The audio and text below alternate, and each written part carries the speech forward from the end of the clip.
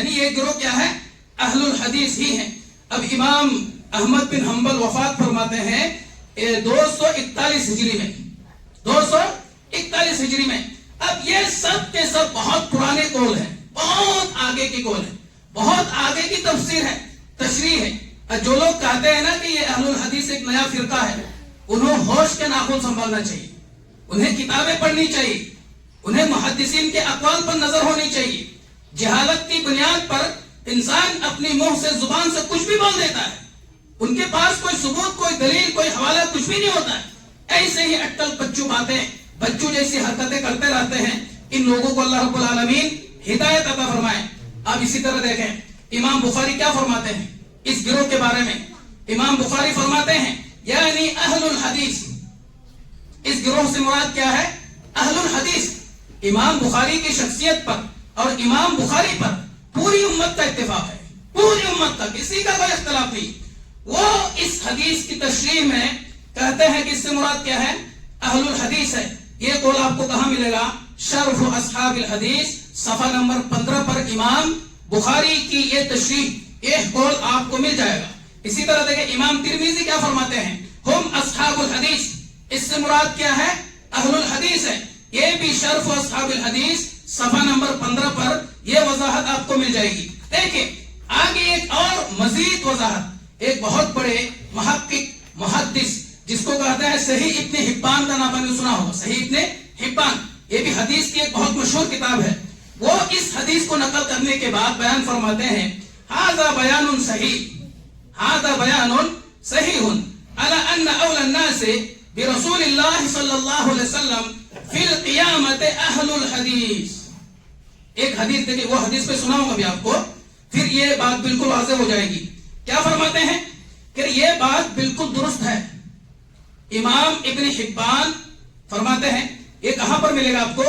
جواہر البخاری, حدیث کی کتاب ہے صفحہ نمبر 14, جواہر البخاری صفحہ نمبر 14 پر امام محمد ابن حبان کا یہ قول کیا فرماتے ہیں کہ یہ بات بالکل درست ہے, یہ بات بالکل صحیح ہے کہ قیامت کے دن اللہ کے رسول صلی اللہ علیہ وسلم سے سب سے قریب اہل حدیث ہوں گے.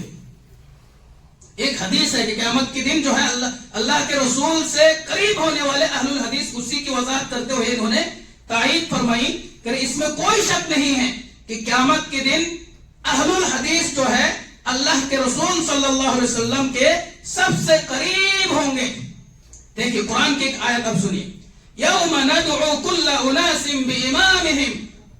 اب جو یہ جاہل مفتیان کرام ہیں وہ کہتے ہیں جو قیامت کے دن جو ہے اپنے اپنے اماموں کے ساتھ بلایا جائے گا. اب اہل الحدیث کو کہا دن کا تو کوئی امام ہی نہیں ہے, ان کو کن کے ساتھ بلایا جائے گا؟ اب دیکھیں عوام کو کس قدر کیسے بیوقوف بناتے ہیں. آپ اس کی تفسیر کھول کے دیکھیں, تفسیر ابن کثیر یہاں بھی موجود ہے, یہاں بھی آپ دیکھ سکتے ہیں, ہندی میں ہے اور اس میں اردو میں بھی ہے.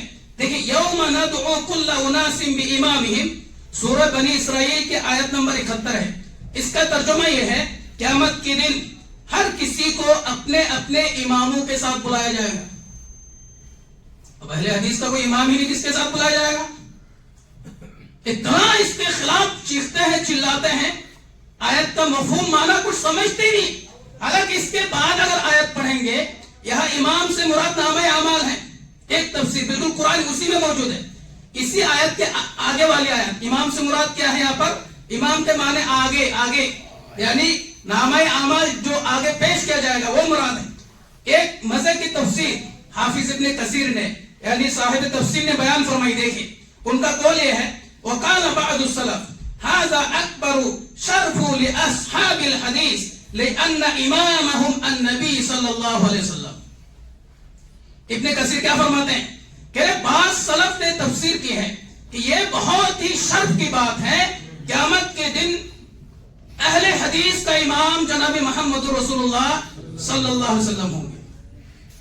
اب جو یہ تفسیر کی کتاب ہے, ان تفسیروں کی سند موجود ہے, یہ ہوائی باتیں نہیں ہیں, پوری سند بتاتے ہیں, پوری سند موجود ہے. بلکہ بعض سلف نے تفسیر کی ہے قیامت کے دن اہل الحدیث کا امام کون ہوگا؟ جناب محمد رسول اللہ صلی اللہ علیہ وسلم ہوں گے. اب دیکھیں اللہ کے رسول صلی اللہ علیہ وسلم کی ایک حدیث، چونکہ موضوع بہت اہم ہے، ٹائم ختم ہوتے جا رہا ہے.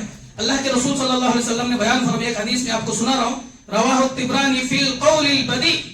یہ فی القول البدی، القول البدی ایک حدیث کی کتاب ہے، اس پہ صفحہ نمبر 251 میں آپ کھولیں، حدیث آپ کو مل جائے گی.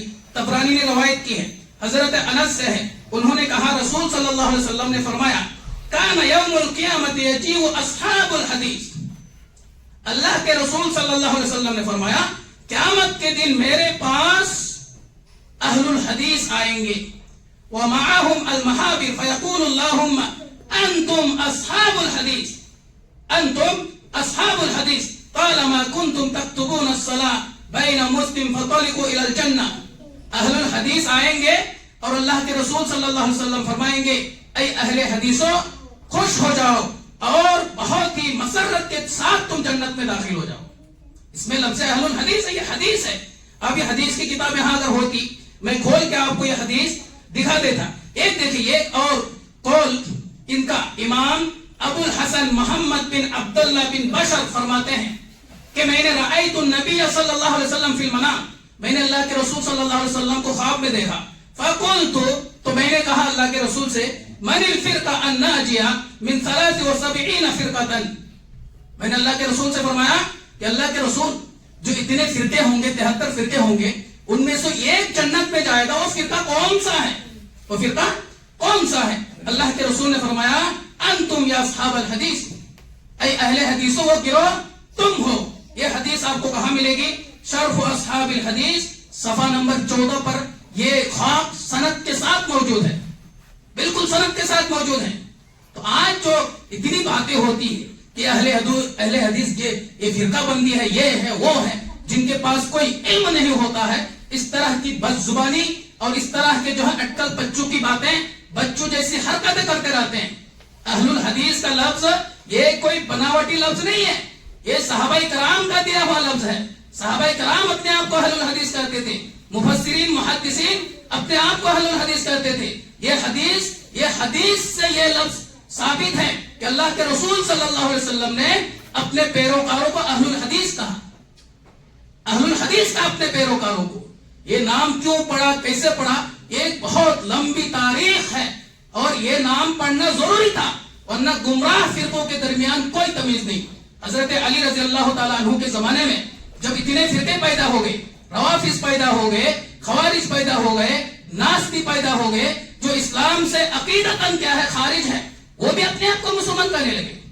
صحابہ کرام نے ان سے تمیز کرنے کے لیے یہ تو دھوکہ دے رہے، اسلام کا نام لے کر کیا کر رہے ہیں، دھوکہ دے رہے. تو صحابہ کرام نے اپنے آپ کو اہل الحدیث کہا، اپنے آپ کو اہل السنہ والجماعہ کہا، اپنے آپ کو متبع رسول کہا، اپنے آپ کو سلفی کہا. تو یہ سب جو الفاظ ہیں یہ بناوٹی الفاظ نہیں ہیں، قرآن کے الفاظ ہیں، حدیث کے الفاظ ہیں، صحابہ کرام کے اقوال ہیں، صحابہ کرام کے دیے ہوئے الفاظ ہیں، دیے ہوئے حروف ہیں. تو یہ ہم من میں جو آتا ہے وہی ہم کہہ دیتے ہیں. اللہ رب العالمین ایسے لوگوں کو ہدایت عطا فرمائے اور علم حاصل کرنے کی توفیق عطا فرمائے.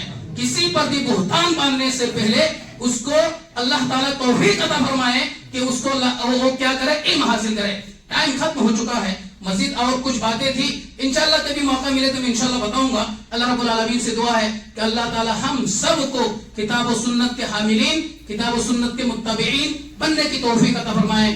آمین یا رب العالمین. السلام علیکم ورحمۃ اللہ.